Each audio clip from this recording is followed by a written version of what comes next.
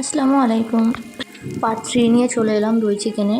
তো যারা part 1 part 2 দই চিকেন দেখেনি অবশ্যই গিয়ে দেখে নেবেন, না হলে কিন্তু বানাতে পারবেন না জাস্ট যোগী।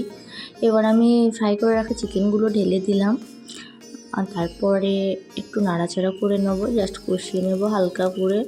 এবার আমি এখানে 250 গ্রাম দই নিয়েছি, দইটা আর কাজু বেটে দিয়ে দিয়েছিলাম, তো দইটা ফেটিয়ে নেব। এবার দইটা চিকেনে ঢেলে দিলাম, নাড়াচাড়া করে নেবো। সুন্দর, দেখুন কি সুন্দর একটা স্মেল তো আপনারা পাচ্ছেন না, আমি পাচ্ছি। আপনারা যখন বানাবেন তখন আপনারা স্মেলটা পাবেন। তো ধনেপাতা কুচি দিয়ে দিলাম। এবার আমি ভেজে রাখা জিরেটা ভেজে রেখেছিলাম, সেটা গুঁড়ো করে এটা দিয়ে নামিয়ে নেব। এই দেখুন আমার দই চিকেন রেডি।